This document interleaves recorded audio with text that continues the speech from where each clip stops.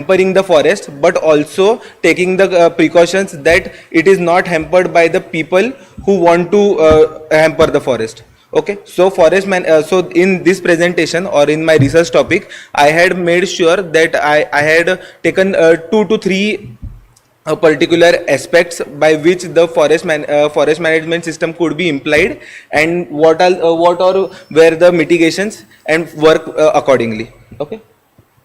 So basically, my objective was to study the man-made parameters affecting ecosystem in Tungareshwar Wildlife Sanctuary and natural parameters. So, in natural parameters, topography, hydrology and vegetation. So, in natural parameters also affect the forest. Okay, so in natural parameters we don't need to do anything. ठीक है, इन hydrology अपने को बारिश गिराना नहीं है, वो automatically होने वाला है. ठीक है, वेजिटेशन ऑटोमेटिकली होने वाला है. Okay, but in man made parameters there are settlements, there are illegal. All the villages settled in near Tungareshwar wild life sanctuary and in the Tungareshwar wild life sanctuary, those are basically illegal settlements. They don't have a specific boundary in which they have to grow or in which they have to accumulate. Okay, so they keep on growing, they keep on doing the things as it is, hampering the forest and hampering the trees in the forest, which led to an encroachment. I will come back to it in a few time. Okay, so infrastructure, agricultural field, tourism and human resource, as I explained. Okay, so my scope was taking Sativali village, because Tungareshwar Wildlife Sanctuary is spread across 85 square kilometers. So implementing forest management system in 85 square kilometers is quite a big task. So I limited down my scope to particular village known as Sativali village. So this Sativali village was taken with respect to its location. It is situated between the national highway and Tungareshwar Wildlife Sanctuary, and it was taken with respect in such a way that this village was affected the most with respect to encroachment of that forest area. Okay, so why do we need forest management system? So basically, you can see this first image. So this dark green portion over here, and these are the settlements. This dark green portion over here represent the core area, and these are the semi-core areas, and these are intermediate parts. So basically what is happening, if you see in the gradual images over here, the settlement is growing, the core areas are depleting, and then infrastructure is developed, and there is no space remaining for natural or for wildlife animals to stay in the forest. Okay, and eventually there is whole urbanization going on with only a patchy forest. This is the situation of Mumbai city as of now. Okay, and if you exclude Sanjay Gandhi National Park, there are no such green spaces left over in Mumbai with respect to wildlife.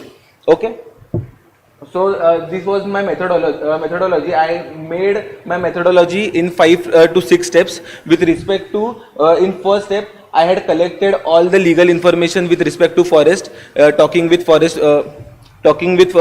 personals, going to Maharashtra Forest Department, having a word with them, all the things, going to localites, doing research with NGOs and everything. After the data accumulation, I made sure which are the natural and which are the man-made parameters, and with respect to that I took down what are the mitigations I need to take in with respect to overcome the deforestation.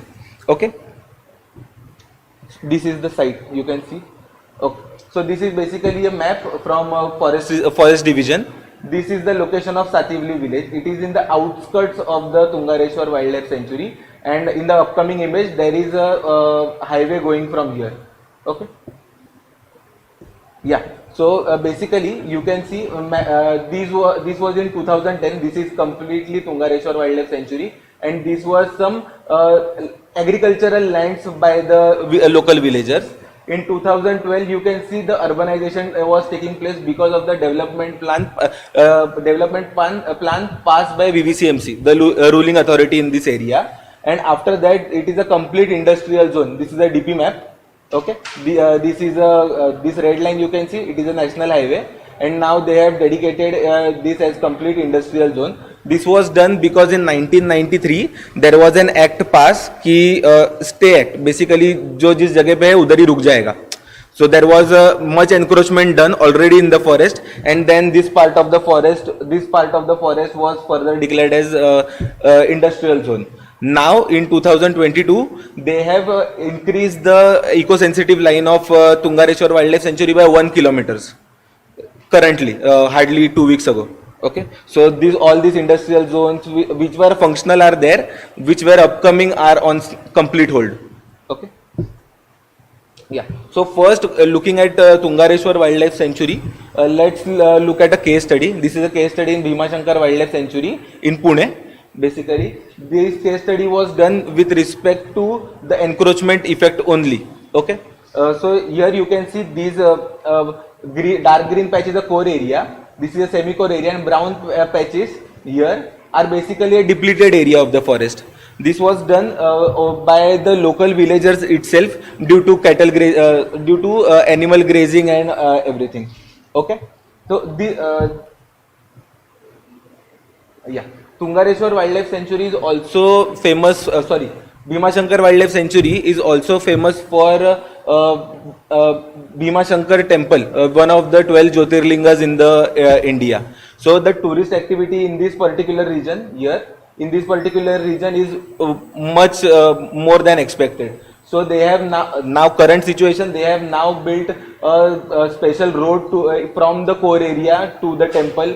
They have started using forest trails from the wildlife sanctuary, and they have started depleting the core areas of the forest with again coming to the same aspect कि उधर जो animals है उनको रहने को जगह नहीं मिलने वाली at the end of the day. Okay. Yeah.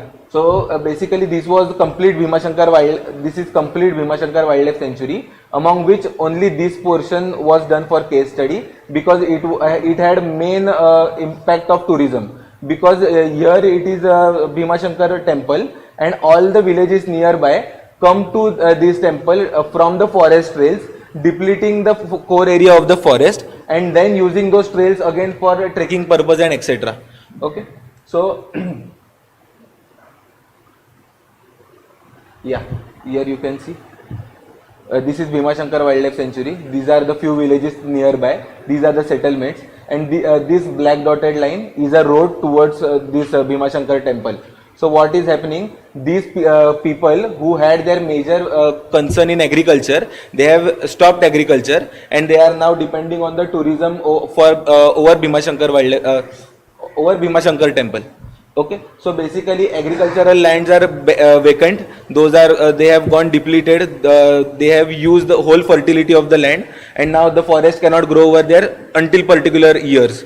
Okay, so the nearby villages also come over here. There are parking, there are bus stops in the core areas of the forest. Okay, yeah. So this is again Bhimashankar, and these are the villages below Bhimashankar temple. So they also travel with this route. You can see this red marking. Yeah, so these whole portion is now converted into a tourist trails. Okay, trekking होता है उधर, tents लगते हैं, बहुत कुछ होता है apart from forest core area region. Okay. Yeah. So these were my basic observations कि involvement of forest conservation by forest officials was not there as it was needed to be. जितना होना चाहिए था उतना नहीं है, और फॉरेस्ट फायर्स भी उधर बहुत हो रहा है क्योंकि उधर ऑलरेडी लोग हैं जिनको जगह चाहिए, मतलब खुद का शॉप डालने का है भीमा टेम्पल के लिए, तो उधर का वो पोर्शन पूरा जला देंगे, उधर पार्किंग का फैसिलिटी अवेलेबल करेंगे, शॉप्स डालेंगे, वैसा करके वो बेसिकली पूरा एग्रीकल्चर डिप्लीट करके वो अभी सब टूरिज्म पे डिपेंड हो रहा है. Okay. Yeah. So coming back to the Tungareshwar Wildlife Sanctuary, this is the topography of my site. There are forests in particular region. This is a downflow. This is the village settlement, and this is the water accumulation area. Okay. So in a background study of forest management system, before implementing forest management system, you need to know certain aspects of the forest. Okay, so forest में तुम एक machine लगा दिया उसका मतलब ये नहीं कि फॉरेस्ट मैनेजमेंट हो गया. एक पर्टिकुलर एरिया रहता है कि अभी फॉर एग्जांपल हवा चल रही है, अभी encroachment, what I have done in encroachment I will tell you. In encroachment there are 10 trees for example. Okay, if I cut down 1 tree, I need to get a notification कि there is either illegal cutting down of tree या फिर हवा के वजह से झाड़ गिरा हुआ है. आइदर और दोनों में से कोई एक कंडीशन हो सकता है, या फिर RFID tags which were used as forest management are damage. तीनों में से कोई एक सिस्टम होना चाहिए, बट ये तीनों सिस्टम इंप्लीमेंट करने के लिए मुझे बैकग्राउंड स्टडी चाहिए उस चीज का, कि हवा कितने तेजी से बहता है, अगर हवा से झाड़ गिर रहा है तो मुझे कौन सा नोटिफिकेशन आना चाहिए, रेड, ग्रीन और orange. So these were the background studies which we need to do in forest management system. ठीक है, तो weather data analysis was the most important part, and to set up a server with respect to statistics to be uploaded in the server, कि मुझे कौन से time पे क्या notification आना चाहिए. Okay, so basically in as I explain कि अगर नो नोटिफिकेशन है मतलब देर आर मिनिमल कंडीशन, सब बराबर है, सब चेकिंग है, और वो हर एक चीज अपने मेन सर्वर से कनेक्टेड है. अगर मेरा एक भी झाड़ गिरता है या फिर झाड़ ज्यादा हिल रहा है तो मुझे ग्रीन नोटिफिकेशन आएगा कि आइदर हवा बहुत तेज है या कोई आर्टिफिशियली कट डाउन कर रहा है, और रेड नोटिफिकेशन आएगा कि उधर आरएफआईडी टैग है ही नहीं, वो कम्युनिकेट नहीं कर पा रहा है सर्वर से, तो तुम्हारा झाड़ आइदर कट डाउन हुआ है या फिर वो मर गया या फिर आरएफआईडी टैग डैमेज हुआ है. ओके, या so basically this region, for example one ये सब ट्रीज है. ठीक है, हर एक ट्रीज को आरएफआईडी टैग्स लगाने का, आरएफआईडी टैग्स मालूम है तुम लोग को, जो शोरूम में जाके कपड़े खरीदते हैं ना, वो बटन रहता है ना बाजू में, 2000 RFID tag, radio frequency ID basically. Okay, so वो स्टिकर जैसा रहता है, उसके झाड़ के ऊपर लगाने के बाद झाड़ उसके आजू बाजू से भी अगर ग्रो करे तो भी कोई फर्क नहीं पड़ता, those can communicate to the server. Okay, so basically ये सब 5 झाड़ को तुमने आरएफआईडी टैग्स इंप्लीमेंट किए. फॉर एग्जांपल फोर्थ और 1 के बीच में ये ट्री दिख रहा है, ये ट्री समझो मैंने कट डाउन किया, तो मुझे बैकग्राउंड डेटा से क्या पता चला है कि फॉर एग्जांपल मेरा आरएफआईडी टैग 1 to 4 जाने में 10 सेकेंड्स लगा रहा है. ठीक है, with respect to the resistance in between the path. ठीक है, अगर मैं ये झाड़ कट डाउन करता है तो मेरा रेजिस्टेंस कम हो गया, तो जो झाड़ मेरा 10 सेकेंड, जो सिग्नल मेरा 10 सेकेंड में ट्रेवल करने वाला था वो 5 सेकेंड में करेगा. उसका मतलब मेरे को नोटिफिकेशन आएगा कि डिस्टेंस कम हुआ है, मतलब आइदर झाड़ मर गया है, झाड़ कट डाउन हुआ है, या फिर वो आरएफआईडी टैग डैमेज हुआ है. बराबर, तो मुझे नोटिफिकेशन आएगा सर्वर में, मैं फॉरेस्ट रेंज ऑफिसर जो रहेंगे वो आदमी लोग को भेजेंगे कि जाके देखो. तो जो भी मेरा इम्प्लीमेंटेशन होएगा ऑन साइट, वो मेरा जो 10 दिन बाद होता था विद नॉर्मल कंडीशन, क्योंकि एक आदमी इतना सारी जगह पे एक दिन में नहीं घूम सकता है. 85 square kilometre is the area. ठीक है, तो वो टाइम पे अगर मुझे नोटिफिकेशन मिले कि पर्टिकुलर जोन ए में इतना इतना हुआ है, तो मैं जोन ए चेक कर सकता है एट इमीडिएट बेसिस. ओके, या so this is my site. These are the number of trees on the site, which were 623 approximately. Okay, these are the contour lines. These are RFID tags. तुम लोगों को दिख रहा है क्या ये चीज? इधर ये भी बहुत डार्क हो गया, but these are RFID tags and these are the servo connectors. ठीक है, इसको बैटरी पावर्ड रहता है, इसको वायर वगैरह का किसी का जरूरत नहीं लगता है. Okay, so these were the antennas. I'll come to this in my cost analysis part. Okay. ये सर्कल दिख रहा है तुमको रेडियस, ये हर एक आरएफआईडी का रेडियस है, जो करके पूरा मेरा साइट है वो कवर कर रहा है. Okay, and these are few equipments. अगर तुमको सर्वर पे नहीं मिल रहा है तो there are hand held RFID readers. Okay, there are antennas, there are servers, there are PCs, जिसके ऊपर तुमको सब नोटिफिकेशन और एनालिसिस आएगा. Okay, this was done only with respect to encroachment of the trees. ठीक है, क्योंकि लोग क्या कर रहे हैं कि इधर के 4 ट्रीज कट किए, इधर अंदर एनक्रोचमेंट किया, उसके बाद में 4 ट्रीज कट किए और एनक्रोचमेंट, बाद में किए और एनक्रोचमेंट, फॉरेस्ट एरिया डिप्लीट होता जा रहा है. Okay,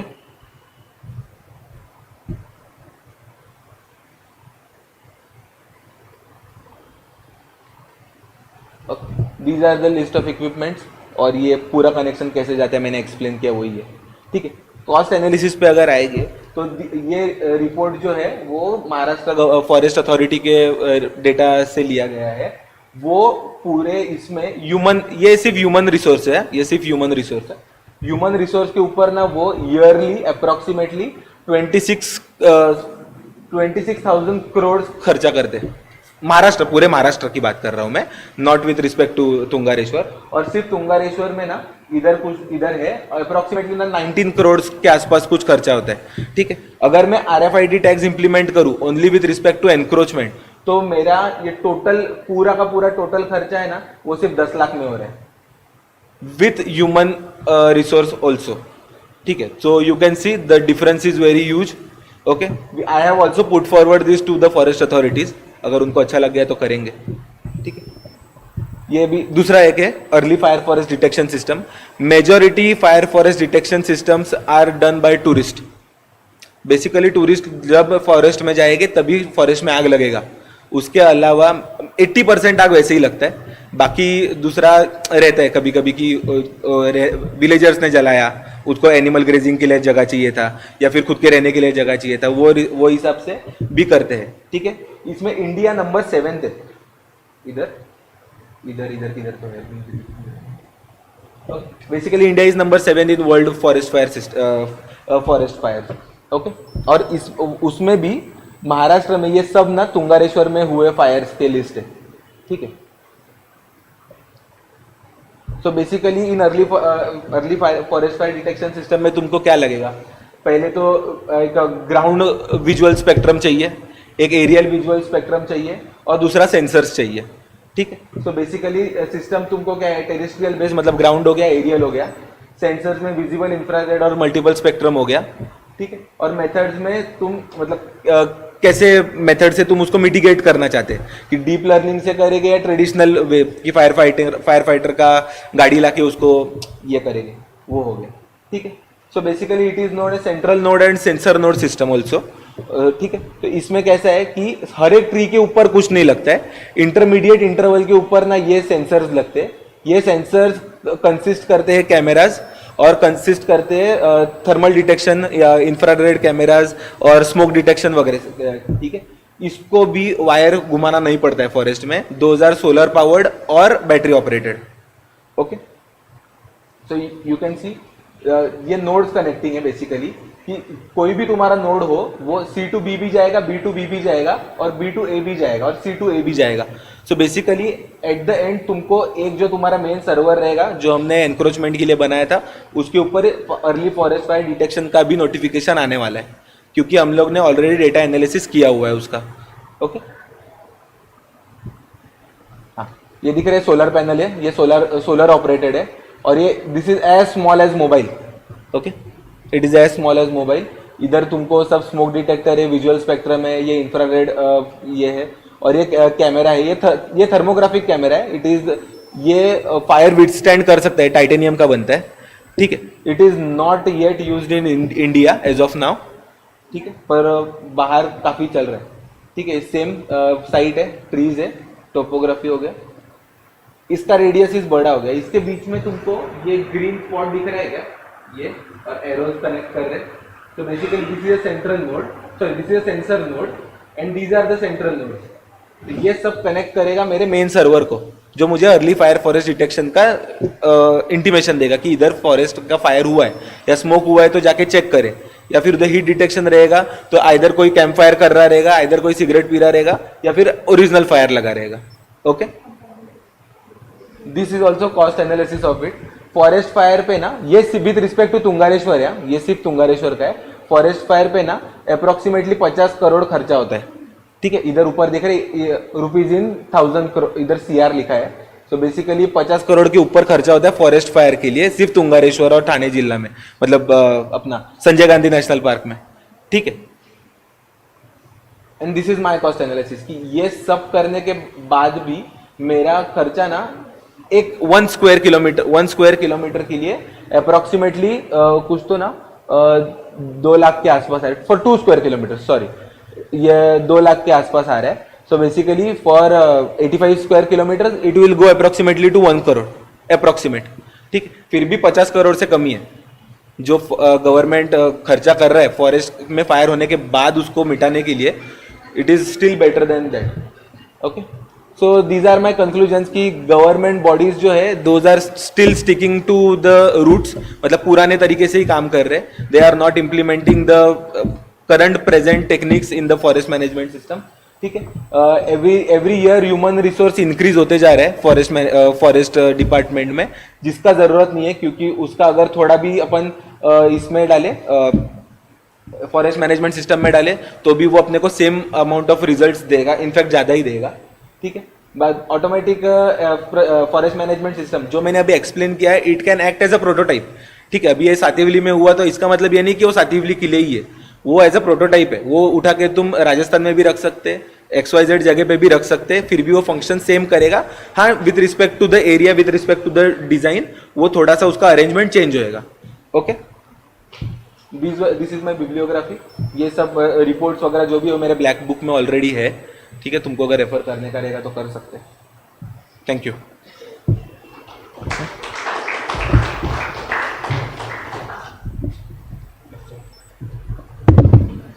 Thank you, Vedant, for your presentation.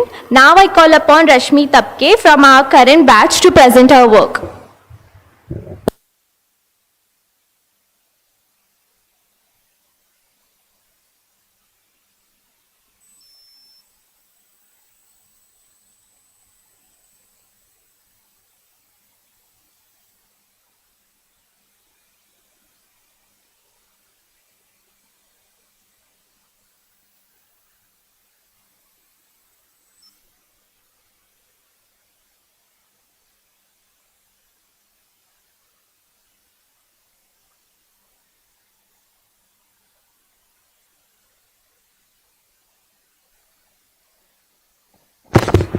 Thank you.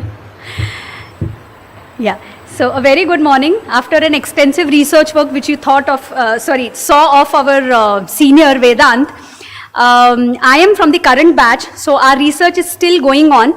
And so today I'm going to talk about my topic, which is about repair and maintenance of load-bearing structures in a heritage precinct. And I am basically focusing on Dadar Parsi colony, and especially there's one road called the Mancherji Joshi Road, which I would be talking about. So moving ahead, this shows the plan of the Mancherji Joshi road, or rather the Dadar Parsi colony area, which is defined as a heritage precinct by the development planning of the government of Maharashtra. Now this area holds a rich history and heritage, which is, it's a need of the hour that we preserve it and we take a note of this.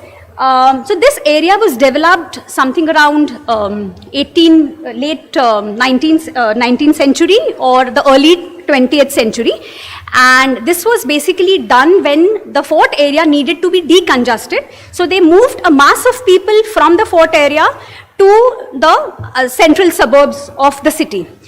So moving ahead with the history, with the rich heritage and the history which this area carries, the citizens of the area, that is the Dadar Parsi colony, are aware of the cultural richness which this area has, and they are trying their best to preserve it as much as possible. But yes, we as architects, we as the aware citizens of the city need to do and help the conservation architects to take it a step further. So what am I trying to do here is, since these buildings are way around 100 years old, few of them are not in a very good state today. And there's a rampant redevelopment which is being carried out in this area. And given the redevelopment which is going to, affect the heritage, or rather I would say this area will lose its richness of the heritage which it holds. So I am trying to derive by my study a module where the buildings can be maintained and repaired by the citizens, and so that a timely action will improve the life of the buildings there. So moving ahead, I am going to talk about the aims, the objectives. So the aim is, of course, to suggest a model for the repairs and maintenance of the load-bearing structures in the heritage precinct of Dadar Parsi colony. So I have gone ahead and done a certain background study for the same. So if we see this plan, the blue dotted line which shows is the Mancherji Joshi Road, which is flanked by grade 3 structures on both the sides. So there's one grade 2 structure as well, but that happens to be an Agyari, and that would not have the threat of, redevelopment anytime soon at least.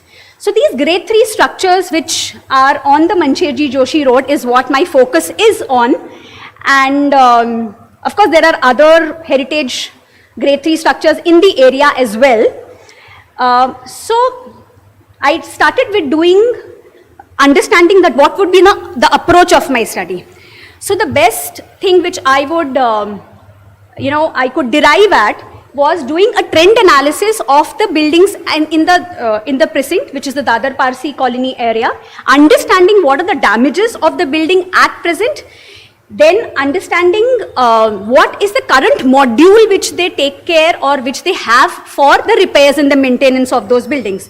So since these buildings are constructed some 100 years back, there's not a set module which they have for, say, collecting funds for the repairs and maintenance. So if we see the current or the new structures, the new buildings which we all stay in, most of us stay in, we have a monthly maintenance which we get.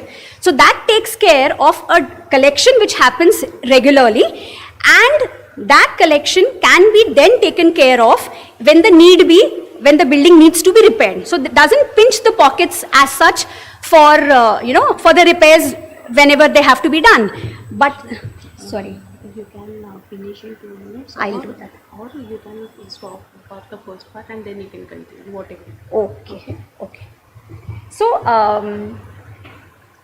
I am actually trying to do a trend analysis of the buildings there. I have also started interviewing the contractors who are doing such kind of work in this field of repairing and maintenance of the old structures. Then I have also started understanding what are the rules and regulations if we have to take care of the repairs and maintenance for the heritage structures, and doing a lot of research on talking to the experts or the conservation architects who do such kind of works. Then understand the current practices, as I said, and then formulate a method or the feasibility report for doing such a study. So I think we'll take a short break here and I'll continue later. I think our guests are here. So yeah.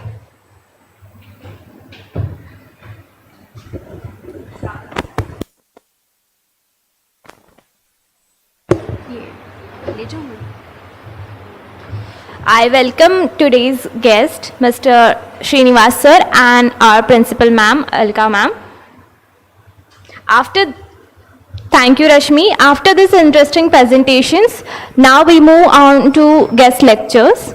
I would like to introduce our guest speaker today.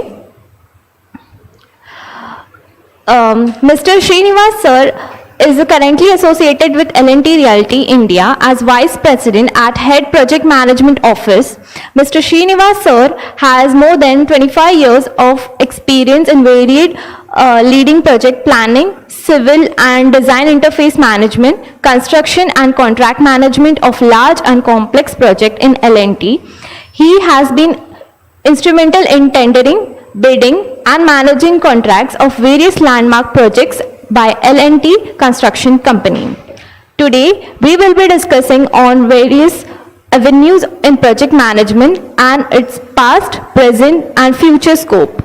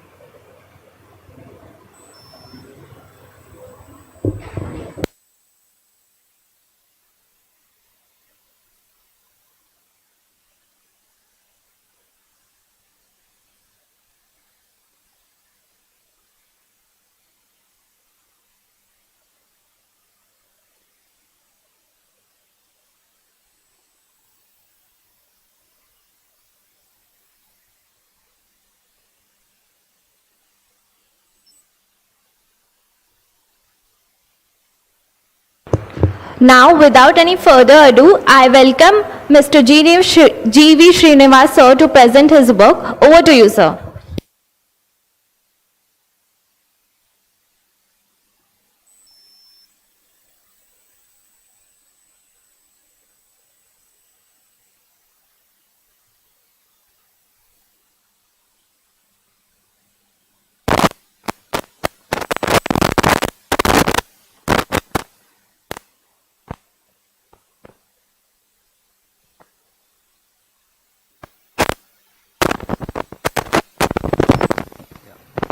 Good morning all. So it's a honor and privilege to be here. So once again back to college. So good, nice feeling. So now today, Alka madam, when she called and said some lecture on the project management, I thought then today the project management what is being taught in the college and then what is being practiced in the industry is totally different. So I thought I'll project it in a little different way. Though the theory is covered in your college, so I'll tell you some of the practical applications in the field, so that you also understand how this is being actually done. So now, in general, what do you mean by project management? Anyone? So what is project management? Just to manage a project, that's all. Project khatam karna hai, kaise karna hai, so that is left to us. So it is a simple tool to use your skills, your tools, your technology, your resources, your cash, your risk. This is what you manage to complete a project within the timelines, and then whatever the agreed terms as per your contract. And the end of the day, that product should make some value to the customer. If you do all the things and after 3 years you make a project which is not worth to the customer, and there is no point in making the project. Now, when you talked about projects, what are complex projects? Project is a project. What is there so complex in a project?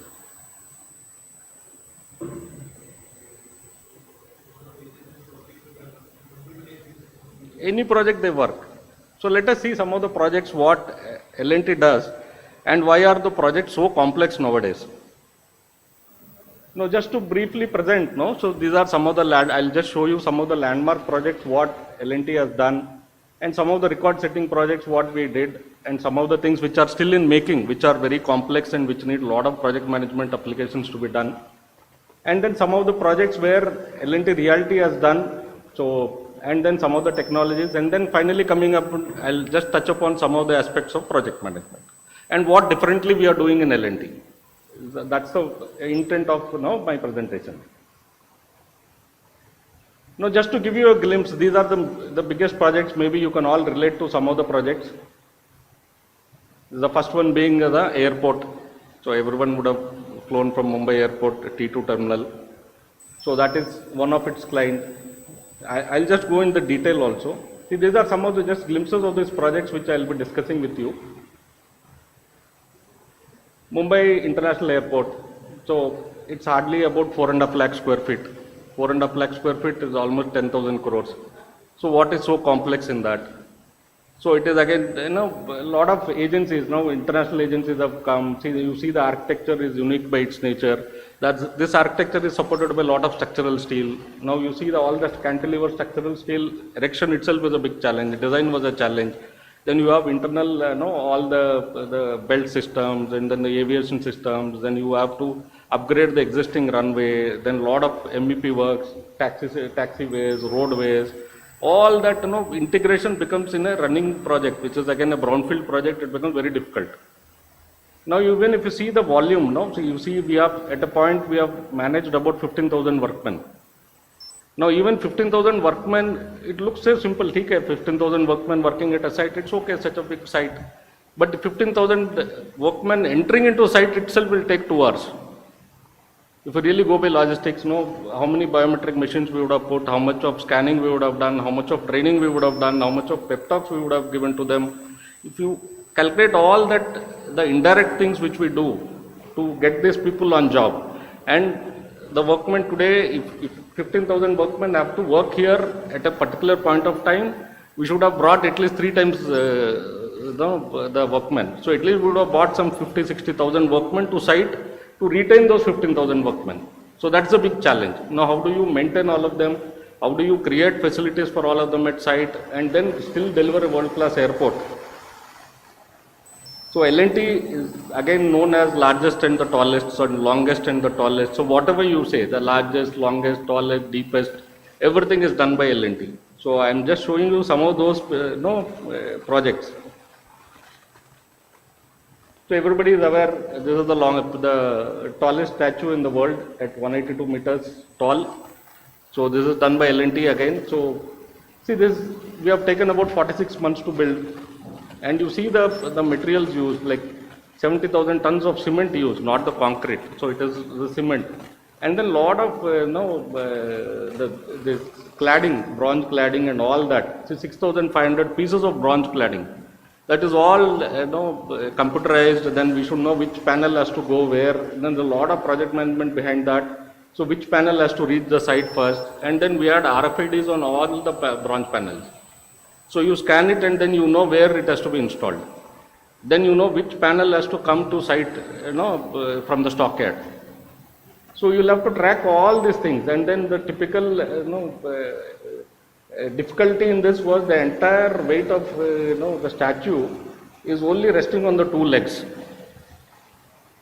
So that the slenderness ratio, if you take for this statue, 182 meter tall statue, just resting on two legs. So the structural detailing also was very difficult because it's again it designed for Richter scale 6.5. The wind speed adjacent to Narmada river, so a lot of wind. So these are some of the challenges when you face constructing all these things and even during the design stage. This is where I call all these projects as complex projects. Not a regular one when you mobilize the resources and the project gets done. You do a little bit of project management and the project gets done. See, when you have to bring 6,500 pieces of bronze from China, and then each of these particular things weigh a lot and even the shipment, it will come in pieces. And then it will come in through the port, and then you will have to track each and every piece. This is where the challenge lies. And one piece gets damaged, again you will have to send back to China and then get it modified and then bring it back to site, erect it on time. And all these bigger projects have a deadline. And this was supposed to be inaugurated on a particular day. The Prime Minister has to come and it was a big function planned. And you cannot say that 10 of the panels have been damaged, so I'll have to replace all that. So this is where the project management comes. Then again, Motera Cricket Stadium. This is the world's largest cricket stadium. 110,000 seating capacity. And you would have seen Trump sitting in the stadium when Trump came to India. No, because again, see, not only the speed, so I'm saying even the technology what you use to achieve that speed. So this is where it will be challenging. So now convincing the consultants for this technologies, the changes. See, there are a lot of Y columns in this for the stadiums. So one column, goes to the lower arena, and the second one goes to the taller one. So all that Y columns we have done from cast in situ, we have converted that to precast, and then we have erected that in one go. So we have failed first 3-4 columns, we have broke them, but then that's okay. But then end of the day, it speeded up the entire work. Otherwise, we would have done that in structural steel. So this is one of the projects what we are doing now for CITCO. This is again a PMAY project. So this is L&T has been awarded like 5,000.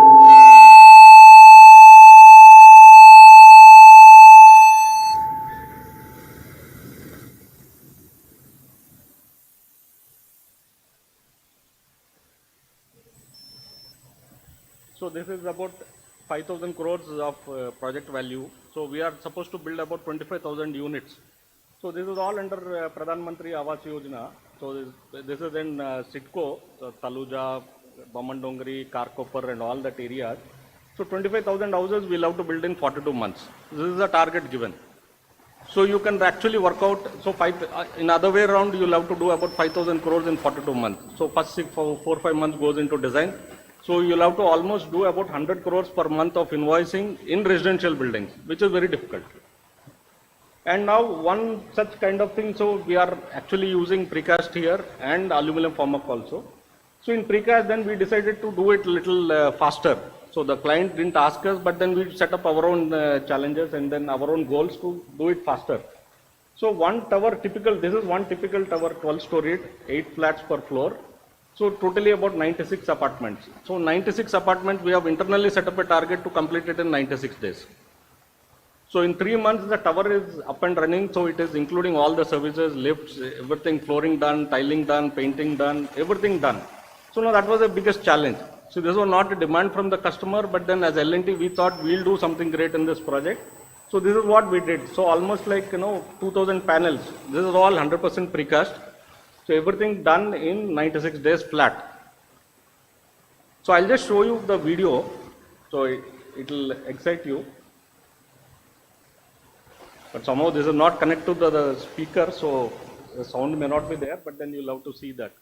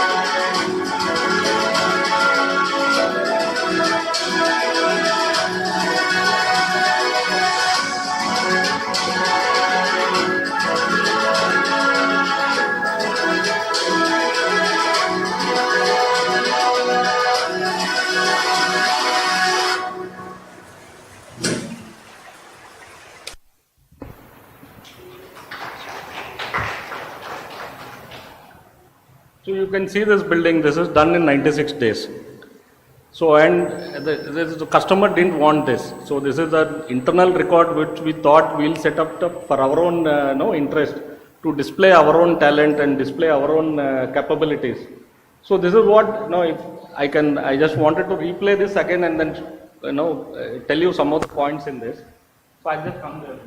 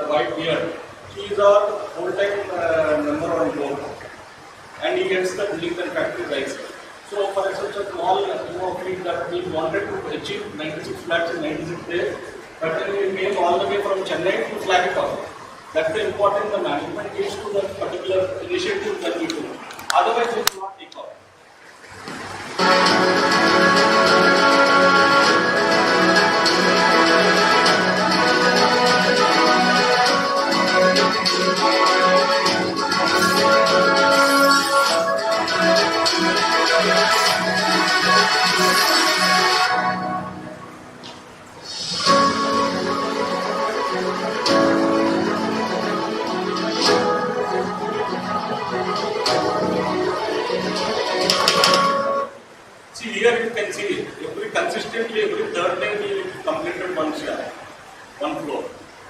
So this is about one story. So in 36 months we have finished the entire structure. And you can see the consistency also. So the third day it was planned and programmed that who will do what, and then the responsibilities were fixed. Day and night working so nobody can skip a particular assignment.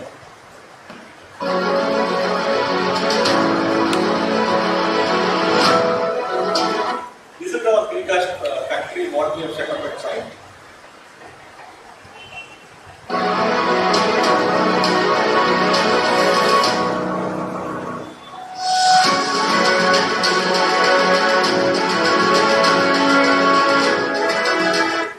So this is one 3D element what we have casted at site. So this is like, see, generally we do 2D precast. So 2D precast, the number of joints at the corner will be high. To reduce all the number of joints, we have, because the crane capacities were there. So we have taken it almost to 8 tons. So this single piece is 8 tons. So it takes like, there are a lot of leather inside, and then we put walls inside and all that. So we have taken the bathroom, toilet and all that together as a single unit. And this was erected, so we could save so many of joints.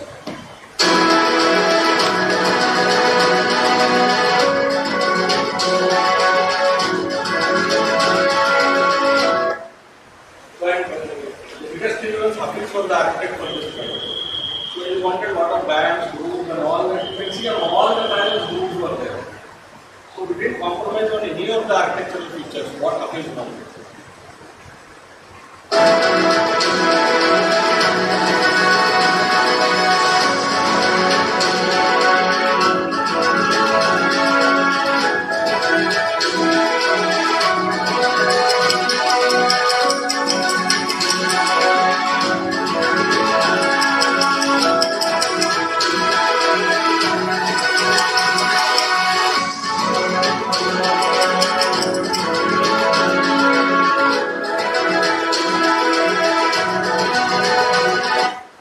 So this is how we saw the 72 hours, the 3-day cycle, how it was done.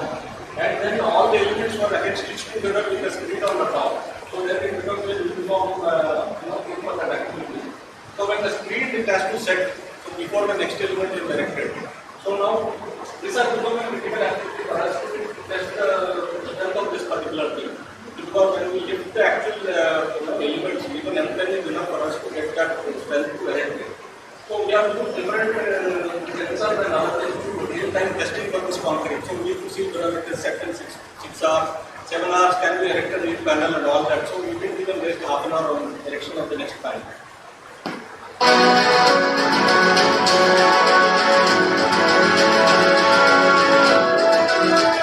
So we also have digital twins here. So we have integrated the entire 3D modeling into the team. And then we were actually able to pinpoint which particular element has been erected at what time. So we had the entire record of and which are the critical elements and which element is taking longer time to erect.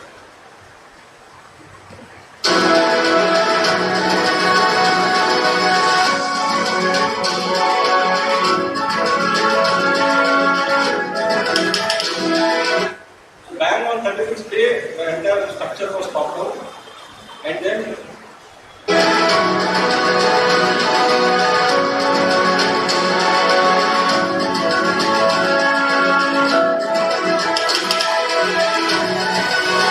so on day 71, this is how the building is. So 36 days structure done, so we had another 60 days to do the entire finishing and technical work. The lift was installed in 18 days. Nowhere else it could have been done at least, even if it is done in 100 days, it's an achievement.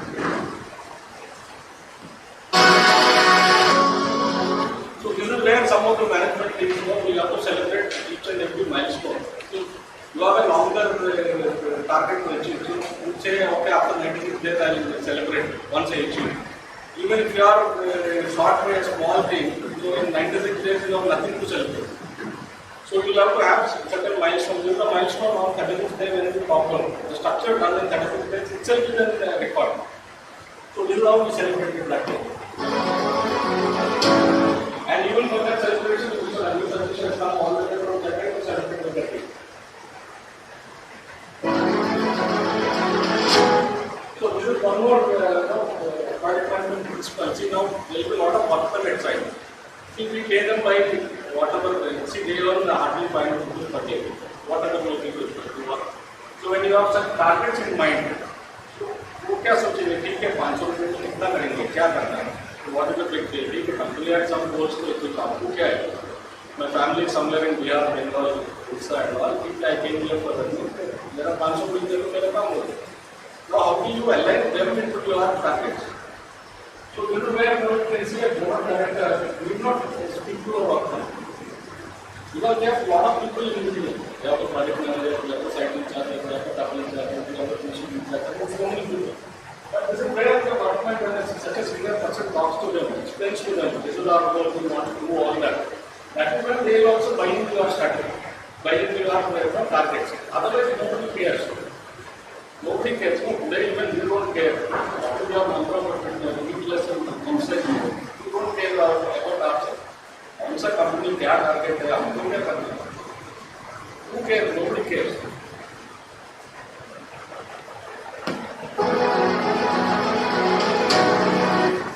Again, some of the site is there, all over there, feedback in there, the site of feedback, the team which has worked on that particular thing. So these are some of the photographs which we retain at the end of the site, and then we put them all these photographs and we can identify the workmen by face. So we have their addresses, we have their mobile number, we have their PAN card number, we have their Aadhaar number, everything that. If I need to call this particular guy, we know which mobile number to call. That is the database we are having. And then all these guys, even if this photograph was not there, we know which all workmen work on each of the floors. To that extent, we will have to track.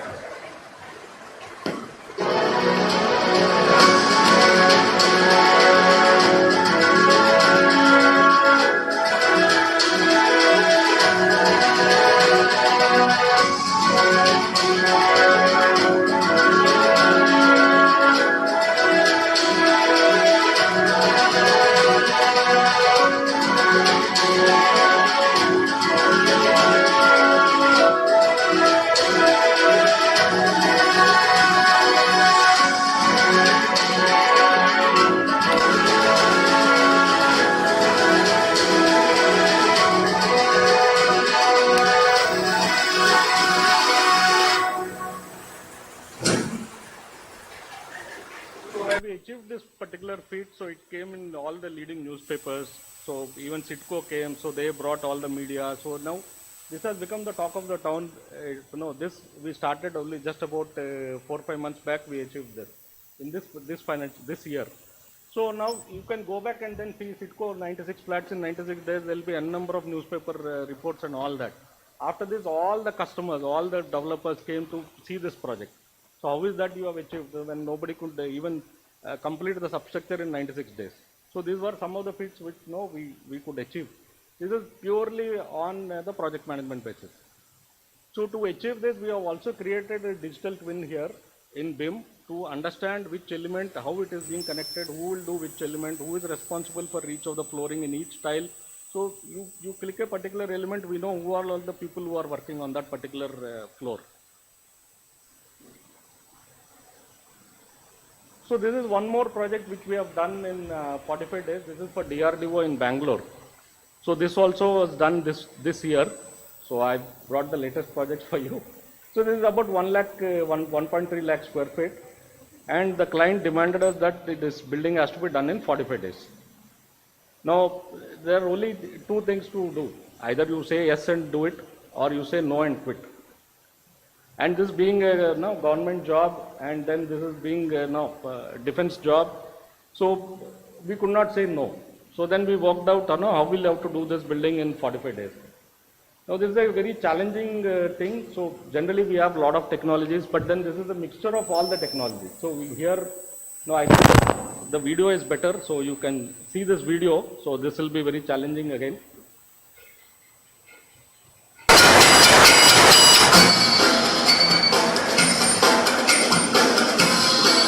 Project FCS building of aeronautical development establishment DRDO is launching now on 1st February at the 00:00 hours One second.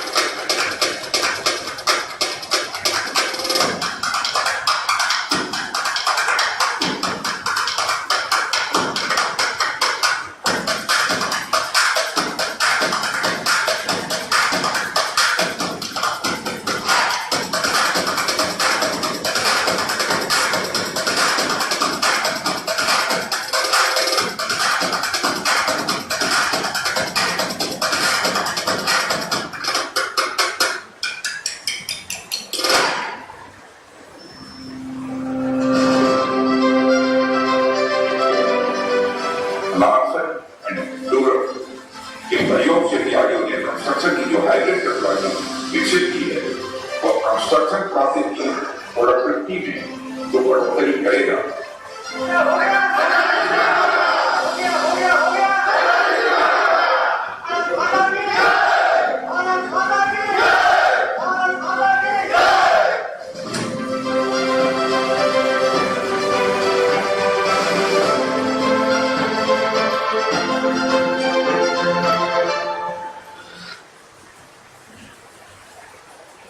So this project we have done in 45 days. See, and 45th day it was due for inauguration and inaugurated by Mr. Rajnath Singh. And you cannot say the building is not done. And then the auditorium, all that is a part of this building. So this is a marvelous thing which we have done. So what you have seen the video is a live video for 45 days, which is on a fast track mode. But otherwise this is what we did actually, and there is no editing in this video. There are like cameras were there live at site, and this is what, if your project management is in place and your team is dedicated, and you can see the last photograph where Rajnath Singh was sitting and there were a lot of workmen sitting beside him. See, nowhere you can find the defense minister sitting with workmen. But this is what feat even the DRDO wanted, because this is a customer wanted it in 45 days. And then we also said we are ready to do it in 45 days. So we could showcase all that. See, unlike a residential building, what we did there, it was only the lifts and couple of electrical points and firefighting which we had. But this being a defense thing, so we cannot disclose what is there internally. But then there are a lot of false ceilings, false floorings, lot of equipment like chillers, everything done in 45 days. The lifts were erected, the glazing was done in 45 days. So all the detailing, so which means this is again a design build job for us. So the architects and the designers will have to be in sync with the MEP coordination, everything done in 45 days. So even the entire vendors will have to be again buy in your idea of doing this in 45 days, which is very impossible. See, first of all, you have to believe that you can do this in 45 days and then convince somebody else to do it in 45 days. And convince the workmen to stay 24/7 at site and then do it in 45 days. This is a great achievement actually. This is what I mean to say about all the complex projects. So now here if you see the high speed rail, so this is about 1 lakh crores of order for us. And then you see the total distance about 508 kilometers running between different states. And in that almost like 460 kilometers is a viaduct. So it is an elevated viaduct with so much of work to do. So this is where the project management comes into play, because these are the complex projects. Doing a regular commercial building or a retail building, or that's very easy to do. Now this is one more complex project what we are doing, Mumbai Coastal Road. So this is again from Marine Lines to Kandivali. So this is an 8-lane, 30-kilometer long. You can see the complexity of all these roads. Now there are part of the road which is going into the land area, into the water area. Now how do you'll have to actually map the entire year, see how many tides are there, low tide, high tide, so how many times the water level will rise, and how to take care of all your elements in the monsoon and all that. And then we'll have to commit to the timelines and then quote. Because on a 12,000 crores, even if LD, they say the government jobs will have a 10% LD. So 10% LD is about 1200 crores. So which contractor will take a risk of 1200 crores in doing such a complex project?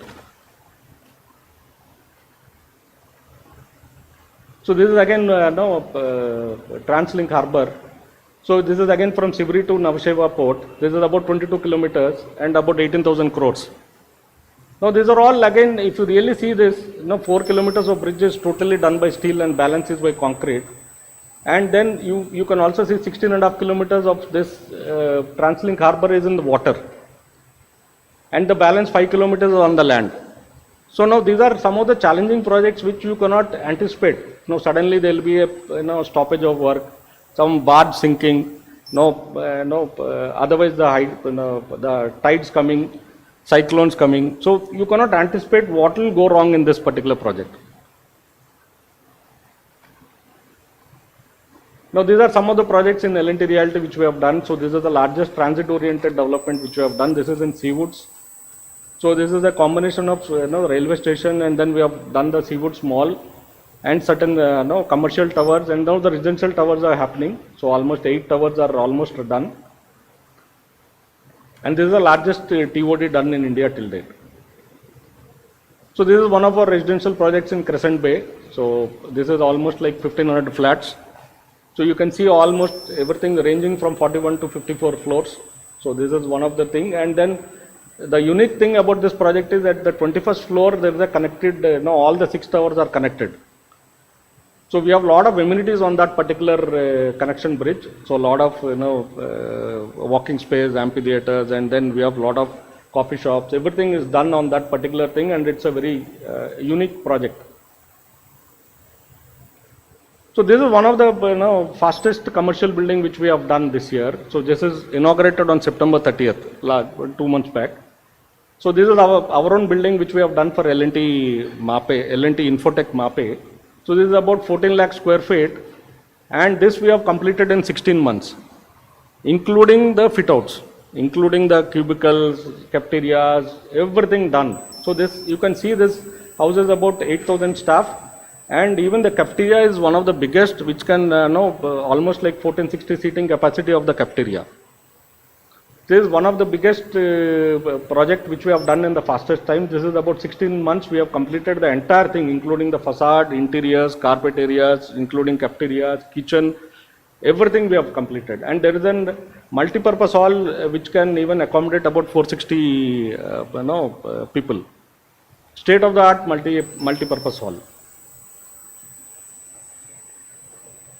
So this is one of the project which we did in Parel.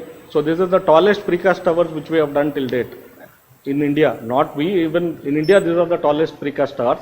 So this is almost 6 towers of 23 stories. This is a rehab building, and this is the tallest precast structure done in India till date. Now, see, like when these complex projects come, it is not only the skill and the project management, we also have to be updated on all the technologies. So one typical technology is the deck slab which we use for most of the commercial projects. Now this is one more new technology what we started using for some of the projects for the past couple of years. So this is CFT technology, which is concrete filled in tubes. So you have hollow tubes filled in with concrete. So earlier we used to do structural steel, again embossed that with concrete for the fire rating. So this is the other way around. The steel is outside and the concrete is inside. So, and deck sheet acts as a left-in shutter. This can be done faster. So we started our 3D printing also. So being the pioneers in the construction, and then we want to do our own R&D. So we have also started 3D printing. So we have built almost like G+1 tower in our Kanchipuram. This 3D printing, if you compare this technology with the world, see world they generally use very fine particles like sand, sawdust, and some other products which are again not so eco-friendly. So here now what we have done is this is all 10 mm down, regular concrete. And then this is the first time in India and abroad we have used that this is with reinforcement. You can also insert reinforcement steel and then do this 3D precast. Just to 3D precast you can print any of that shapes. You can see a small video. This is our Chennai sample flats. See, Chennai we are launching a residential project. The sample flats we have done with 3D printing. This printer we have brought it from, hired it from Denmark, but the technology is ours, the design mix is ours, the reinforcement, everything is ours. So this is what we are actually did this at site. Now BIM anyway, you are all aware, so being an architect student. So this is what we actually do in augmented reality. So you can see here in the picture above. So this is an actual photograph. So the actual photograph superimposed on the drawing. So this is the actual thing done and then this is a superimposed drawing. So you can actually track and work out all these details. Now just to coming back again to the project management kind of thing. So just to tell you what project life cycle is all about. So this is anyway taught to you by your professors anyway. So but this is what in general what you do at each of the stage. So in project closeout stage, at performance control stage. Now the planning being an important function of the entire project management. So now what do you actually do in the project? So you create all the master schedules, update them periodically, create the MIS reports, and a lot of digital tools is what we use in creating all these MIS reports. Other things are regular stuff, so stage-wise monitoring, billing control, cash control, risk management. Now it depends on how you want to monitor the stage-wise monitoring. So we have for a typical residential floor tower, this is how we generally monitor. Stage 1 when the structure is done, stage 2 masonry and waterproofing, stage 3 MEP works, stage 4 finishing works, stage 5 fit-out works, testing and commissioning, and then handing over. So with all the approvals in place and then in between. So we have just listed down how we want to monitor the particular project. Now we also have set up a project management office in L&T Reality to monitor all these things. What does this office do? So we actually track the entire project. Whether it is on the perspective of time, schedule, cost, budget, everything all put together, and from the approvals time also. So we report to the management on the overall health of the projects. So what is spent, what is left to spend, any change management. So each change, how much it costs to us, and so many things. And then resolution of all the bottlenecks. We also audit them on quality, safety, and the billing. And then we also standardize a lot of processes. So some good processes at particular site being followed will be standardized across the company. The SOPs will be done. And then we also use a lot of digitalization tools to standardize many of the processes. And then we are, today we have implemented a lot of digital initiatives within the organization, and which is yielding us a lot of results. Basically all our major plant and machinery is connected. So today somebody sitting in Chennai can see today a particular tower crane at a particular project in any of the project. Today now how much of tons it has erected or how much of time it has been utilized. The entire monitoring is done at a single source. So each tower crane wise we can take out the productivity. We know how much of capacity is utilized, how much is non-utilized. Now these are some of the latest digital tools what we are using for planning. So 3D drawings anyway nowadays we stopped 2D drawings. So all our projects we are doing 3D. Now having done 3D drawings, so now we thought we'll convert that to 4D and 5D for monitoring. So for 4D and 5D we started a package called Bexel Manager. So in Bexel Manager this is what 4D we actually do the scheduling in Bexel, and the cost estimating also we do it in Bexel. So now I'll just brief you in the subsequent slide. So now we also have a Bexel viewer to monitor the reports, or we can also use that as a Power BI to generate the reports the way the management wants. And then we also have the billing and integration, all that happening through our SAP. The entire procurement, the billing, the financial transactions, everything happen through SAP, and that is again integrated back to the Bexel manager. So this is what generally what Bexel manager does. See now, on the left side you see the snapshot. Generally we say this is planned and this is achieved. You have a bar chart, but in Bexel manager you can actually see it in a 3D model. What is planned and what is achieved. So this is a 3D model when you start monitoring the progress. So now this is a sample project which I have done, and just to show you how it works.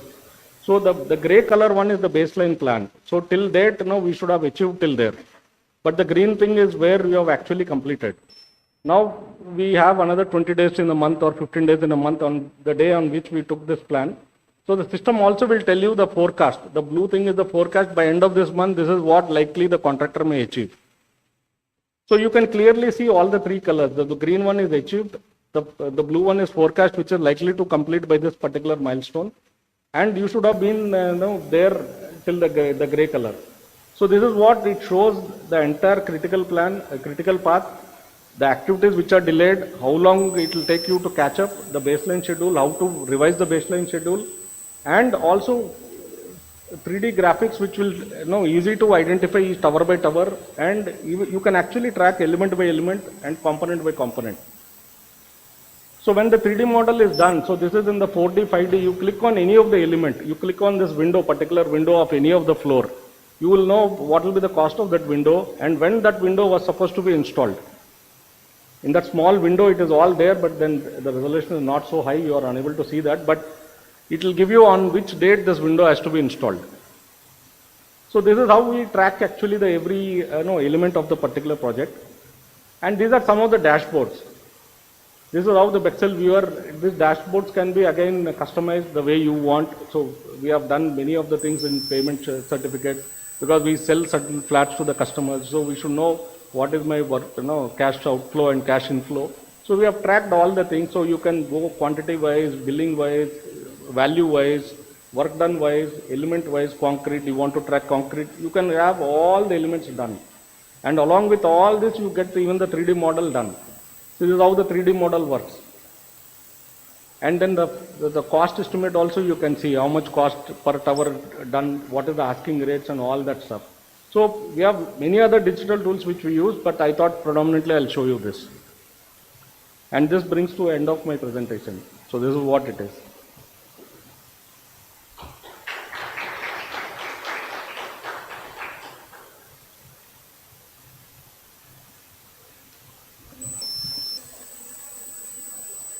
Yeah, it's fine. Yeah.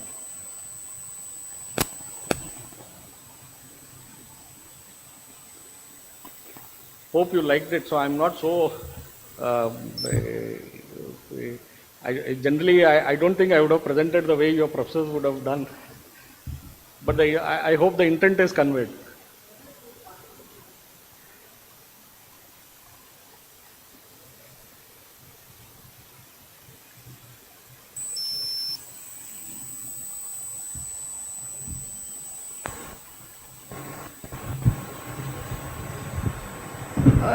Thank you, Mr. G.V. Srinivas, for such a fascinating and thought-provoking.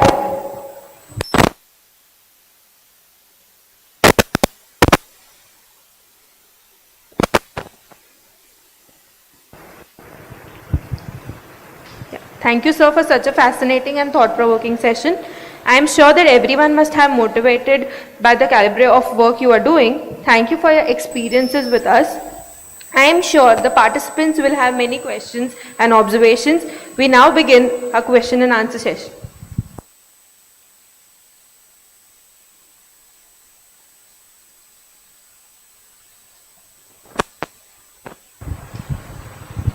Good morning, sir. I am Amish Shingadia, and I have a curiosity and a question regarding that.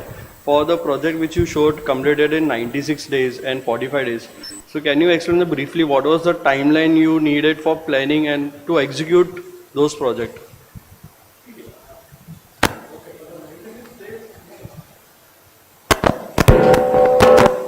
The 96 days is the then it was our task to do that in 96 days. But then you always to the management. Saying this.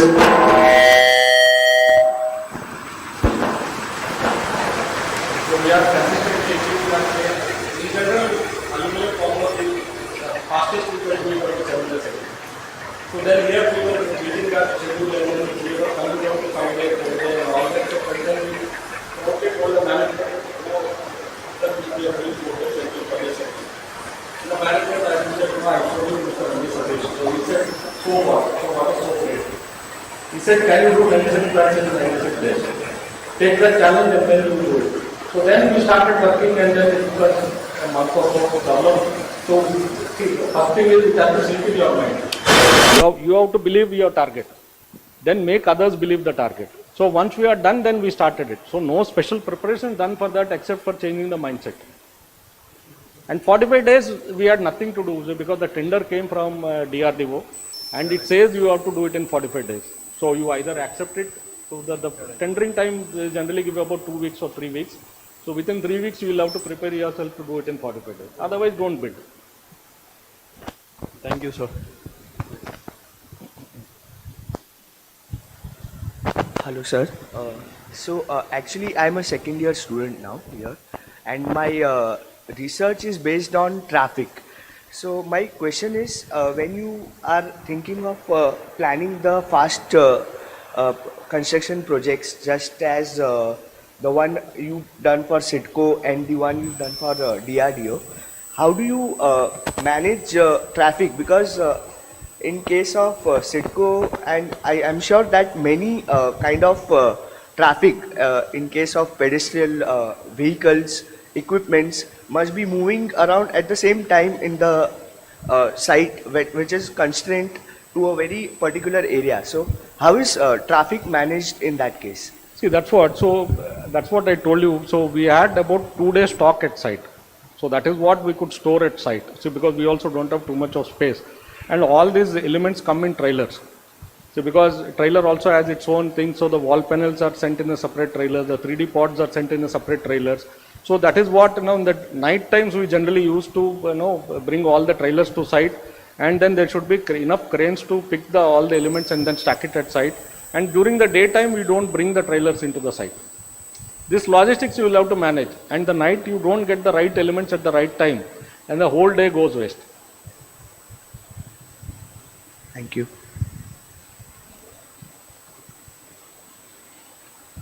Hello, sir. Hi. I would want to ask you, in case of the fast track projects you had, how did you manage the resources, as in the economic part of it? See, economic parts, like the way DRDO is done. Anyway, the tender was for 45 days. So you would have planned all that, and then you would have derived all that things. That is always the risk to the contractor. Even in any normal project, you plan for certain resources and then bid for the project. And tomorrow, if because of certain things, you will have to increase the resources. So either any increase in resources will cost you. So, but then you will have to see at avenues how you save time, or see other avenues where you reduce the cost. So even during the project duration, you will have to always see at the avenues how you can save time and cost. So usually in the fast track projects, we assume that there will be 2 shifts or sometimes 3 shifts of the labor. Accordingly, the cost would have obviously gone up. Correct. But if the project has been done in this lockdown period or just after that, how do you tackle that difference in COVID is again, COVID was one of the difficult times in our for the mankind. But then see, generally it's the clients never paid us, so it's a hit to us on the bottom line. But for sure the time was given to us, but the costs were not reimbursed. So this is one of the things, because we have a force majeure clause which says war or Right. Earthquakes or fire or whatever it is. Unforeseen, yes. So now there was also a clause in some of the contracts where we had epidemic but not the pandemic. So none of the clients have reimbursed us the cost, but then we got the time extension. So that is how we'll have to see how to manage all that. Right. See, because there will be so many things happening in the world, not only the pandemic thing, or even for that matter, you take the Ukraine-Russia war. because of the war, and the Ukraine was the biggest supplier for all the steel ore and aluminum and so many other things, the aluminum prices have gone up very drastically high. So now these are some of the things which you cannot avoid. Right. You wait for the prices to drop down, and then you see the steel rates have gone almost like 85,000 per ton. Yes. Now you cannot wait till the prices come down, because your LD penalties are much higher than this particular thing. Right. Maybe you will have to buy say 5,000 tons of steel in that particular time, and you are spending double the cost, 45,000 to 80,000 or 85,000. But then you will have to see the avenues of what to do and how to do it faster, save your overhead. That's what you can do. So contracting is always a risky business. Yes. Yes, sir. So we were all very, impressed with the amount of work which L&T has done, and it was a very interesting presentation as well. Just wanted to ask, I was just curious, given the complexity of the projects which you showed us, now quite a few projects as in the airport or say the Statue of Unity, most of these materials which were used are not typically used in the other construction sites. So how do you take care in case if there is a replacement which is needed in future? Is there a stock which is available? Because for the Statue of Unity, you mentioned that the bronze was imported from China. Correct. So how do we take care that if there is some damage in future, there would be some stock available? See, that's what, so when you do your project management, so you have to calculate all the timelines. See now, so when your shop drawings will be ready, so when the 3D rendering will be ready, when your initial, the mock-ups will be ready, your negative molds when it will be ready, then the guy has to actually, so there must be somebody who is approving all the negative molds and then putting it in the entire 3D BIM modeling and then see whether it is fitting with the adjacent panels or not. Yeah. So then you will have to see, now this is a long drawn process. So at every stage you will have to have a separate dedicated team to monitor all this. And then we had actually opened up a China office, and then we had a couple of guys sitting in the China factory itself to monitor.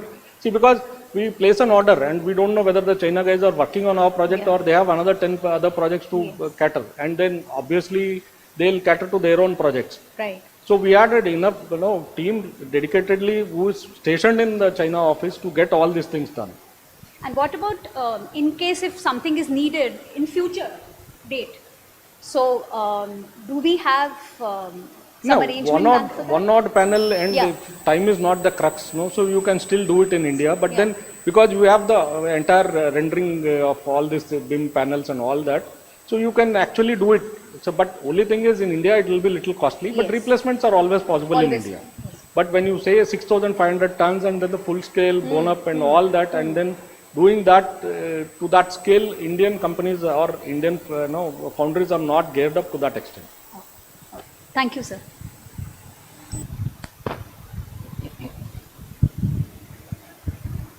Hi. So my question was about false flooring that you had done. Was it imported? No, the vendors. So here, so they actually import it, and then so we place orders locally only. Yeah, but generally they take a time period of 3 months for imports and custom clearance. That's what, ma'am. So now we also have there, it is about 150 of false flooring. So we also have certain Indian systems which can cater to all that. Okay. So you'll have to be selective in those materials which should also fix into your schedule and cost. Yeah. One more thing I wanted to ask was this 96-day project. From award of contract to finishing was how much time? No, this is not, see that's what I told you. See this, we are doing almost like 180 towers in that. So one tower we took it as a challenge and we did it on our own. Okay. So this is not a customer requirement to do it in 96 days. This is our internal target that L&T has taken up, and then we did deliver that in a particular time. But otherwise, overall for 25,000 units, it was 42 months. But DRDO wanted it in 45 days. So award of contract to finishing of the project. 45 days. 45 days. Yes. With at day 1, day 0, you got the contract. See, because we cannot spend money without an LOA given or an order given to us. From the day of order given to us, then till the completion it is 45 days, all inclusive. Wonderful, wonderful. That's where it is, no? The challenge, so we should have all your designs ready. See, generally what happens, even once you take a project, and the GFCs, to come up to GFC stage, it will take about 2.5 months. Yeah. Even your concept is ready. Right. But here, whatever you do, it should be on day one, you should have the GFC drawing. So was it a condition in your contract that you should give us all the drawings on the day of contract? That was there. No, that is also there because it is their intent also to finish it in 45 days. So they were also a bit ready. Okay. Compared to other clients, they were also to an extent More proactive. yeah. They were also ready to do experiment. See, otherwise, see, what do you do? If somebody, a third person asks, what do you do after 45 days? Why you so hurry? But they had their own reasons to do it in 45 days. Yeah. Because defense, we don't know what all they'll do. So that's the. Yeah. Good morning, sir. My name is Malay. Sir, I wanted to ask a question pertaining to the 3D printed construction which you have done. I just wanted to know what is the economical viability of that technology currently in India and what do you foresee it in the future? See, 3D printing has its own restrictions. See, now being a pioneer in the construction, so we are also trying and doing a lot of R&D on the 3D printing. As I told you, now this 3D printing, what we have done is with a design mix with 10 mm down. Till date in the world, nobody has done that with 10 mm down. So they have only used the dust, sawdust or some other thing which are again patented to them, so they don't disclose what is that material. But that is all again very fine particles. But this, in our technology, we can even print it when the reinforcement is in place. But other technologies, when either you take it in Russia or China, you cannot print when reinforcement is there. But what they could achieve is up to G+5. And now, see, as on date, we don't have an IS code for 3D printing, and we are pioneers in India doing all that. So we have developed our own recipe, and this printer also we have brought it on hire from Denmark. So on a piecemeal basis, we bring it, do a couple of projects, and then send it back. To now, even to showcase all that, any technology you name it. Say now, L&T was the first to start the technology. When initially, in almost like 1980s and all, we started the tunnel former. That time nobody in India knew what was tunnel former. So in 1985 in Jamshedpur, the entire township we have done using tunnel former. So that is again a 2-day cycle. So what we have done. So after that we moved to aluminum former. So aluminum former again, we always wanted to be a pioneer because the competition will catch up. But then aluminum formwork, the competition caught up with us in almost 10 years. So we enjoyed the market for 10 years. Then in 2010, we started nothing doing aluminum. Every contractor now is doing aluminum. So we moved to precast. So now, being again pioneers in precast, the buildings what I showed you, that we have done in 2013-14. Till date, nobody could even do 23-storied precast. So any precast today, now we are the pioneers. So now even today, some of the competitor does precast, they do only 2D panels. But we are already into 3D panels. We also did toilet pods. So in one of our project in Powai, I didn't show you all that photograph, but then in Powai, one of the commercial, the residential tower, we have done the entire toilets in pods. So on the ground, the toilet is done, the tiles are laid, the waterproofing done, doors fixed, CP sanitaries fixed, just lifted and put it on the slab. You save a lot of time because the toilets are the time-consuming finishing activities in any floor. And the DRDO, you can see all the toilets done, and that's an integrated again between the latest technologies. So we used precast, we used PPVC, we used pods, everything we used. Even the foundations were precast.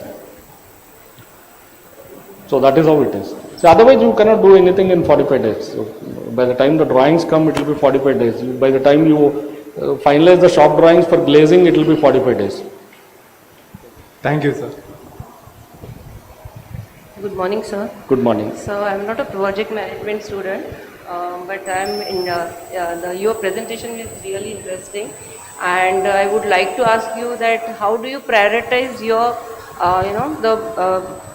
task in project management, and which one is the most successful or satisfied project in your career that this?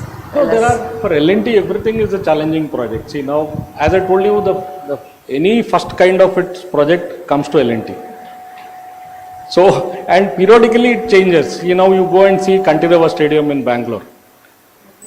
So that's again the entire dome, columnless free structure, So you are all architecture students, you can Google it on the net and see. Cantileva Stadium was one of the precast elements which we have done with a ring beam at the top. That is again first of its kind. And then the 3D panels were only about, the precast panels were only about 40 mm thick and almost like 43 meters, sitting on one ringer beam at the bottom and then resting on the ring beam at the top. So now many of the such projects are there. Now take any of these particular projects, once all this Trans-Harbour Link or the high-speed rail, when it's done, or there are many other projects which we do for defense which we are not supposed to tell outside, are all very critical and very intensively aggressive schedules. See, we have done submarines, we have done many other things which we cannot disclose it because of the all the NDAs which we signed. But every project is a challenging. See, now what happens is even the clients also wants to all the tallest buildings which we do in Mumbai, all the high rises like 80 storied, 70 storied. See, these are all first time when it's all done by L&T. Sir, any suggestions for the students that how they will manage their task in the prioritizing? The task again, it depends on the project, and then even in the project, in which phase of the project you are, the task keep changing. It's all dynamic. In a particular, the initial 1 to 3 months, there will be equal weightage for scheduling, procurement and risk management. Half the way done, the procurement should be over. So the procurement is no longer critical in the project management. Your deliveries are critical, your catch-up schedules are critical, your resources are critical, and in the fag end, your commissioning becomes very critical. So then you don't bother about resources and the procurement. Then your commissioning becomes an issue. Once the commissioning is done, your approvals become an issue. So every phase of the project management, the criticality will be different and the team has to think differently. Any one small roadblock in the entire thing, you cannot finish the projects on time. Okay, thank you, sir. Right. Hello, sir. So my question is related to waste management. So nowadays, if we have to construct any particular structure, it involves a demolition or not demolition, site preparation, which also involve waste which is generated or debris which are generated. So how is this waste being mitigated sustainably in your projects? See, nowadays, we have many techniques which we do. See, we also do lean management, lean construction, and then wherever if the concrete and the debris is huge, then we also crush it and then reuse that thing either for filling or for if you have some paver blocks to be cast at site, all that we use. And then when you have about 2 lakh or 3 lakh cubic meter of hard rock excavation, so we put up a mini crusher at site and then convert that to aggregates and then we use it. So and then nowadays all the companies are bound by ESG norms. So ESG norms are so strict and off late, at least from this year onward, this financial year onwards, it is now BRSR report which has come, which you will have to mention the scope 1, scope 2, scope 3 also. Now collecting the data itself is becoming a big task for us. So now we have internally developed a lot of apps. So every quarterly we are uploading the data because L&T itself is such a big company that we have so many verticals. So like infrastructure is separate, roads are separate, buildings are separate. Then with all these companies and then it's a single listed company. So we'll have to collect a lot of data. So then for every of those verticals we have an ESG coordinator. And then we keep measuring all that and then collecting the data for scope 3 is very difficult. See, because you order tiles. Now some vendor comes or some Johnson brings some 10 trucks of tiles to your site. Then you unload it. Now from where he has brought the trucks? Now from where is his warehouse from? How far is that warehouse from your site? Now you will have to calculate how much of emissions he has done on the road. So you will have to measure that. And then after the tiles have reached the site, you open all that boxes and how much of scrap you have generated for the unpacking all the boxes. Now for everything you have ratings and all that. So now once you know that this is what you have generated, then the mitigation plans will come. So then as a company as a whole, we are starting that mitigation plans. Not individual project wise, but otherwise then the project goes longer. That's how it is. Okay, thank you, sir. So can I ask one last question? Fine, go ahead. So since time was a major aspect for your record-breaking projects, what were the things that uh, you took as a measures to mitigate the risk or reduce the risk? See, the biggest thing is, see, over a period of time, you'll have to develop your organization to suit that, challenges. See, otherwise what happens is suddenly such a project comes and you, out of enthusiasm, you go and take that project and then you will fall flat. See, the organization has to be built to, anticipate all these changes in the thing. See, now when I showed you, the 96 days project, it was L&T buildings and factories, L&T construction. When I showed you DRDO, it is L&T B&F fast. You would have seen a slide which showed B&F fast. So we anticipate all these problems will come or the challenges will come. So within the buildings and factories, we have started a vertical called B&F fast. So it is anticipating that the future requirements will come. So we have formed a team. That team is super fast. So if this has to be done in 45 days, the design will be done. So when the standard panels are done, see now in the DRDO job, a lot of MEP is there. The chillers have to be there, the lifts have to be there, the ducting has to be there, the firefighting lines have to be there. Now how do you erect all these things? Even the ducting itself for 7-story will take 45 days. So then we have done, the back end, supply chain also has to be so strong in B&F fast. So what we have done is we have done cradles. The cradle will have, based on your design, we design the cradle. The cradle will sit between the grid of that particular thing. If it is, let's say, 10 meter by 13 meter or 12 meter by 14 meter, whatever is the grid of that particular thing. So you'll have to immediately, manufacture that cradle. And then you will have to identify all the alignment of the fire lines, all your HVAC ducts. The ducts will be fixed to the cradle. And before erecting the deck sheet, you will have to erect the cradle and then the deck sheet comes. So then the false ceiling comes and you will have to only join those pipelines. But then a lot of coordination and then the clash-free drawings, your BIM 3D models will have to be 100% ready on day one to do all this fabrication. And you decide to do a fabrication, but your agency will not be ready. He'll say, sir, I am in Switzerland, I am enjoying my holiday, I'll come after 15 days and I'll mobilize the team. This will not work. So you should have the entire SOPs done if a project of that sort comes. So what is my action plan? So because we were ready by the time this project came, so we had ideas to do all that. Because I know which door to knock to get a solution for this particular thing. You keep thinking, then 45 days are gone just like in a whisker. So you will have to be industry ready. You cannot anticipate the clients to be faster than the contractors. No, the contractors always have to anticipate the requirements in the projects. And if you have to be the pioneer in the construction, and definitely there should be a strong R&D team. See, today we don't have any of the 3D printing project. And none of the client is also even thinking about 3D printing. But we have invested. So we have done in our own Kanchipuram, our own yard, we have done a G+1 building. It would have costed us 20 lakhs, but it's okay, that's an investment and we are sure of our technology.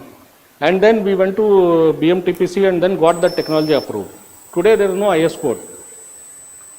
But then we are sure of our design. So now the biggest thing is there are so many consultants in the market. But then we have, for buildings and factories, we have 700 of the designers in-house. So I need not go and, if I go to Hafiz or if I go to J+W, by the time I give the order and then he brings in the team and then he forms a team and he starts working on my project, it will be 15 days. But I have my own design team inbuilt. I have my own procurement team inbuilt. I have my entire processes inbuilt. This is where the entire digitalization plays a bigger role. Now today in a click of a button, if I want to buy this particular item, I am sitting in Mumbai. I don't know how much this costs. I call a vendor. He says, sir, this is $1,000. I really don't know whether this is 1,000 or not. So I generally what you do, okay, this is what you bargain, but technically you don't know what is the cost of this. So we have done enough digital platforms. I can go and into my internal systems. I can see, I can click, there is a particular item code for each and every of this particular item, or the way you search in Google, no? So you can search many of the things, this item pops up. Yesterday someone in Calcutta has bought this for 500 rupees. Now you know what to negotiate with your vendor. So this digitalization and then all these processes will have to be inbuilt in your company. Overnight you cannot become a superhero. But this is all the processes which will take time to build. Once you are done with all that, you can achieve all this. Thank you, sir. Thank you. We sincerely appreciate your assistance and response to all the queries. There was so much to learn from you today. Now I call upon our Professor Alka ma'am to felicitate you.